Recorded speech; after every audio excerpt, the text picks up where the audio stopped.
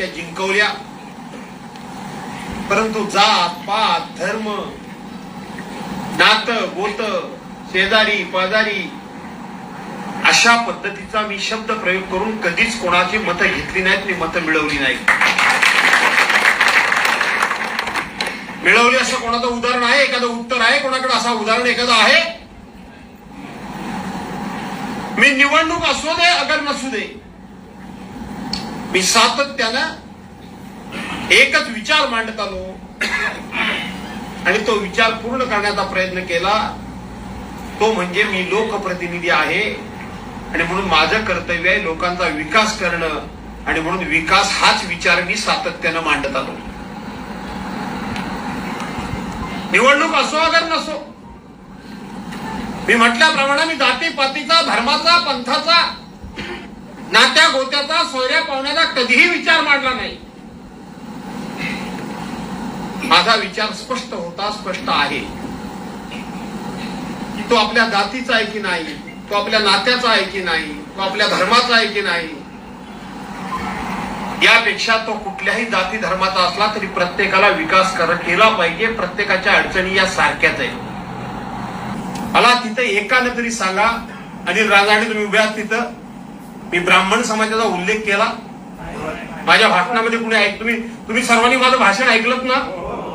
युट्यूबवर वगैरे ऐकलत का नाही? का घाबरले बाय? का नुसतं ब्राह्मण नाव घेतलं तर राजे जोशीताई आले त्या बघा ब्राह्मण बसल्यात त्या, आणि म्हणून ब्राह्मण म्हटल्यावर घाबरले नाही ना? मी ब्राह्मण समाजाच्या नावाचा उल्लेख तरी केला. मी ब्राह्मण म्हणून त्या ठिकाणी कोणाचा शब्द ब्राह्मण हा शब्द प्रयोग तरी केला. मी ब्राह्मण हा उल्लेखही केलेला नाही, मी ब्राह्मण समाजाचा प्रयोग सुद्धा केलेला नाही. करायचं कारण काय? काही संबंधच नाही. ती जी आपली सभा होती ती राजकीय होती, बरोबर आहे का नाही? राजकीय होती. राजकीय व्यासपीठावरून जर एका दुसऱ्या 4-2 कार्यकर्त्यांचं नाव घेतलं मी आणि ते जर विशिष्ट समाजाचे असतील तर लगेच तो विषय समाजावर गेला. समाजावर गेला. काल परवापर्यंत मी कोणाबद्दलही काही बोलत नव्हतो, पण आता मात्र मी कोणालाही सोडणार नाही म्हणजे नाही.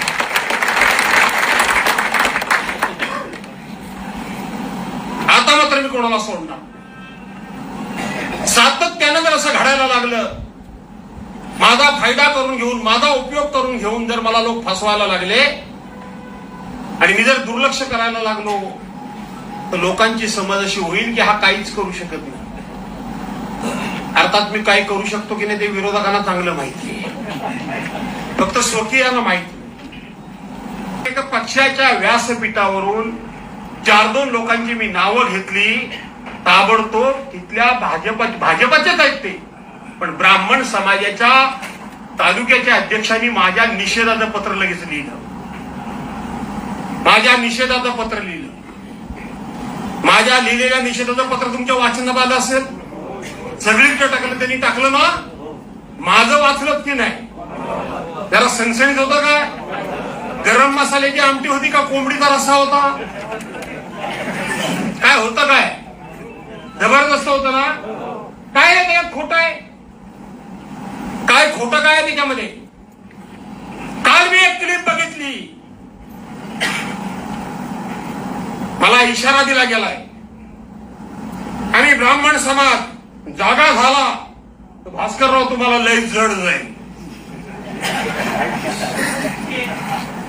म्हणजे तुम्ही कुठल्याही समाजाबद्दल काहीही बोलायचं, बरोबर आहे? बाकीचा समाज हा सगळा गारटलाय, बाकीच्या समाजामधलं रक्त सगळं थंड पडलंय. तुम्ही तेवढे जागे होणार, तुम्ही तेवढे जागे झाल्यानंतर कोणालाही काही करणार. लेखणीचा दहशतवाद ना, तो हाच लेखणीचा दहशतवाद आहे, लक्षात ठेवा. पत्रव्यवहार करायचे लोकांच्या विरोधात, निनावी पत्रव्यवहार करायचे, खोटे नाटे पत्रव्यवहार करायचे आणि प्रत्येक गोष्टीला जातीचा रंग द्यायचा, जातीचा रंग द्यायचा. मित्रांनो, हे आज जरी घडलं असेल तरी हे आजचं नाहीये. येणारा काळ हा तुमच्याकरता सर्वांकरता खूप अडचणीचा आहे, सावध राहा. एवढा मोठा समाज असून गावकऱ्यांना बेंडल साहेबांच्या विरोधात उभं केलं, इतर समाजाला भडकवलं आणि पुन्हा कधी तुमच्या समाजाचा आमदार निवडून आला नाही, हे अनाजी पंत आहेत कधी. माझं काय, मी शेवटपर्यंत लढणार आहे. इतक्या सदाची मी गुडघे टेकणार नाही का, टेकायचे. माझं काय त्या बाजारमध्ये आहे. मी ह्या दातात ना होय खोकीत ना. मी परवा सहज बोलून गेलो भाषणात. तो राजकीय शब्द होता, कुठल्या खोताना डोळ्यासमोर ठेवून बोललो नाही. मी पण माझ्या गावचा खोत आहे. जवळजवळ 20 गावचा दस्त भरणारा मी खोत आहे. 20 गावचा, एका गावचा नाहीये. एका गावचा नाही, 20 गावापेक्षा जास्त गावात मराठा पण दस्त भरतो. बरोबर ना रे. वाढ वाढणारा इनाम मिळालेली गावं आम्हाला आहे. पण त्याचा कधी आम्ही डामडोल नाही केला, त्याचा कधी आम्ही रुबाब नाही दाखवला, त्याची कधी आम्ही मस्ती नाही दाखवली. सावध व्हा, हा शेवटचा वार आहे. 2009 साली आमचाच माणूस निवडून येईल म्हणून त्यांना वाटलं होतं. 2014 साली आमचाच माणूस निवडून येईल म्हणून वाटलं होतं. 2019 साली आमचाच माणूस म्हणून निवडून येईल म्हणून वाटलं होतं. आणि 2024 साली शेवटचा प्रयत्न केला की कुणबी समाजाच्या नावाखाली भास्कर जाधवला हद्दपार करू. पण तुम्ही माझ्या पाठीशी खंबीरपणे उभा राहिला.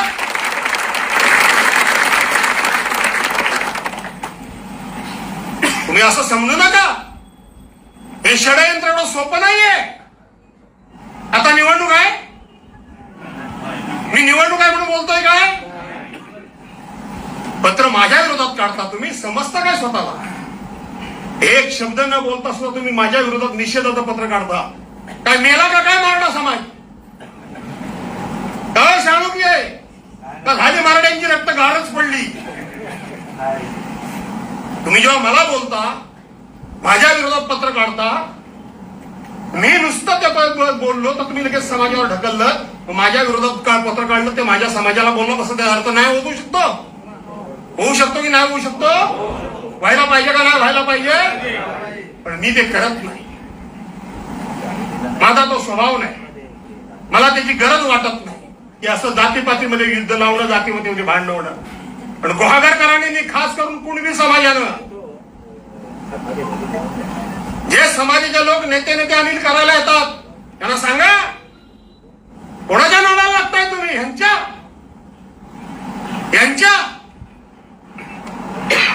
काय लिहितो तो वाघांब्याचा तो बेडूक. यांच्या वाघांब्याचे कोण लोक का नाही कोण आले. शांताराम डोंगरे कुठे गेले, काय झालं. बेडूक काय अंगापिंगावर येईल का काय. अरे विसुभाऊ जोशिया, तानाजी पंत मला पत्र लिहितो. काय पत्र लिहिलं बाई हात त्यांनी की आमचा गुहागर तालुका सुसंस्कृत आहे आणि सुसंस्कृत तालुक्यामध्ये तुम्ही जातीभेद निर्माण करताय. तुम्हाला हे शोभत नाही. लाज वाटते तुम्हाला. मला पत्र लिहिला. आठवा 16 एप्रिल 16 फेब्रुवारी 2024 त्या भाजपच्या त्यांच्या माणसान नरेंद्र मोदींचा फोटो लावून, देशाच्या पंतप्रधानांचा फोटो लावून काय शिव्या दिल्या ऐकत का ना तुम्ही. ऐकत का नाही. मला शिव्या, माझ्या बायका पोरांना शिव्या, माझ्या हयात नसलेल्या आईबद्दल जे उद्गार काढलेत. मी आज सांगतो, लढाई कितीही मोठी होऊ द्या, माझ्या मयत आईबद्दल तुम्ही घाणेरडे शब्द वापरले तर राजकीय कारकीर्द संपली तरी चालेल, पण हा तुम्हाला सोडणार नाही. एवढं लक्षात ठेवा.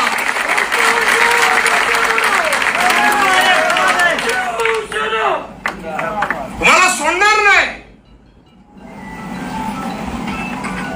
माझ्या आईबद्दल हे शब्द राजकारण करता. माझे वडील हयात नाहीत, त्यांच्याबद्दल हे शब्द, त्यांच्या जन्मात त्यांच्या पोटी जन्माला येऊन माझा उपयोग काय. एवढ्या तुम्ही शिव्या दिल्या. मी कधी, तुम्ही सर्वांनी सांगा, मी कधी असं म्हटलं की हा मला शिव्या म्हणजे मराठा समाजाला शिव्या असं बोललो. ते राजकीय व्यासपीठ होतं.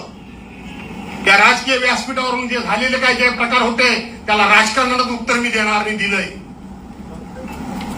माझ्या मी राजकीय व्यासपीठावरून बोललो, तुम्ही लगेच समाजाशी जोडलात. अरे तुम्ही काय आहात हे जगाला माहिती आहे. तुम्ही काय शिकवताय मला?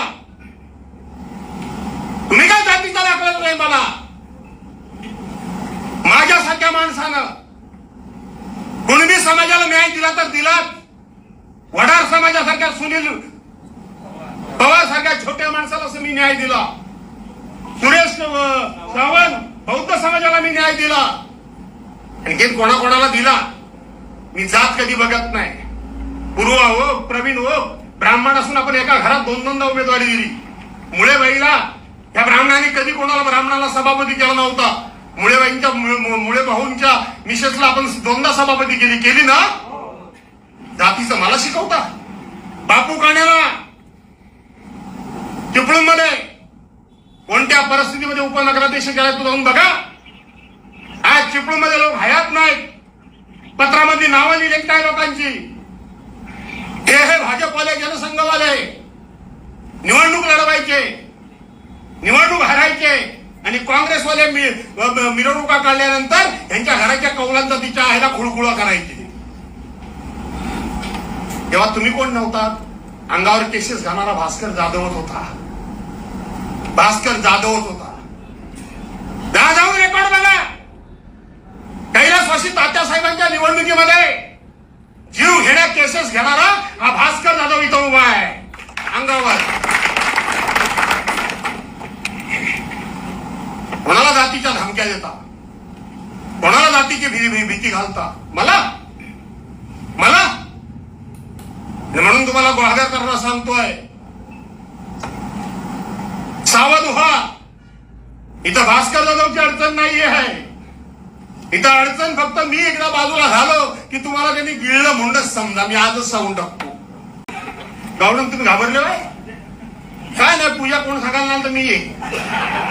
तुम्ही जो काळजी करू नका. हे कधी आपल्या घरात पूजा घालतात काय बघा. काढायला लागलो तर सगळंच काढीन, तर सोडणार नाही अजिबात. हा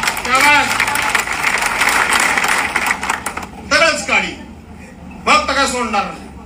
लढायचं ना हात ना बरोबर का आपलं गावाला गेला तर नको असं नाही ना. महाराज जरा कडक वाटतंय असं नको ना. काय म्हणजे माझं बोलणं असं मला म्हणायचं. हे जेव्हा टाळ्या माझ्या आईवरून शिव्या दिले तर हे टाळ्या वाजवत होते बघितलीत की नाही तुम्ही? कोण नातू टाळ्या वाजवत होते का नव्हते? पण आमच्या आईबद्दल शिव्या दिल्या तर नातूनी टाळ्या वाजवल्या तर ती संस्कृती का तर ते बामण. हा बामण नाही. आणि त्यांच्या बाजूला बसून ते ब्राह्मण टाळ्या वाजवत होते. ही संस्कृती. का तेव्हा पत्र लिहित नाही की हे योग्य घडलं नाही म्हणून?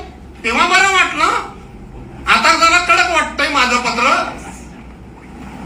कालच मी खेळला गेलो होतो. कालच इथं एवढा छमछम नाच चालू आहे जोरात बारबालांचा. माहितीये का नाही? हा एक शहरात खड्डा एक माहीत जाईल नक्की. अरे मी म्हटलं हे कसं काय एवढे खड्डे. रामदास भाई ते एवढ्या घशात भाषण करतात. त्यांचा मुलगा हा ग्रामविकास मंत्री बरोबर ना, महसूल मंत्री. म्हटलं हे एवढे खड्डे कसे? ते म्हणले आता बारबाला इथं नाचवून खड्डे पडले. माझी चेष्टा करतात. माझी अशोक माझी. तुम्हाला मी परवांच्या दिवशी तुमच्या नमनामध्ये मी आलो होतो.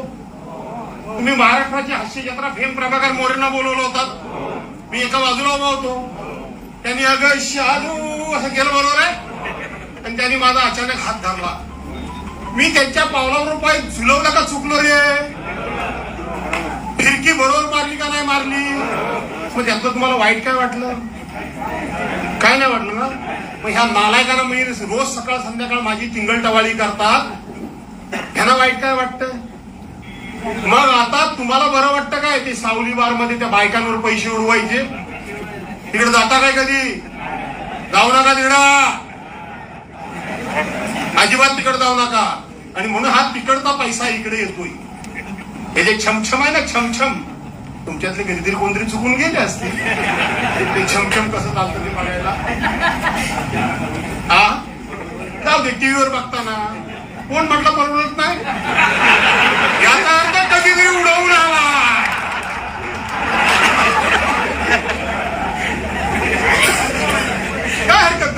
असू दे, वरती वरती आपण जाणार आहोत. गेल्यानंतर चित्रगुप्तानं विचारलं आयुष्यामध्ये काय करायचं शिल्लक ठेवलंयस, तर हे केलं नाही म्हणून सांगायला नको, म्हणजे केलं ते बरं केलं. आणि म्हणून मी तुम्हाला आज शब्द देऊन जातो, महाराष्ट्रामध्ये कोणाला पैसे कमी पडतील, पण भास्कर जर तुम्हाला विकासाला पैसा एक कमी पडू देणार नाही. यांचा बाप आहे मी हे मंत्री संत्री कोण अधिकारी चालचळा कापतात मला. आहे तुम्हाला कधी कोणाचा त्रास आहे? कुठल्या पोलीस स्टेशन मध्ये गेलात तर पोलीस पैसे मागतो, गपचूपमध्ये काही देत असलं तर माहित नाही. पण भास्कर दोघांना आला तर कधी मागतो, तलाठी मागतो, तहसीलदार खातो, हात असं सांगा हात घालतो कशात त्यांच्या.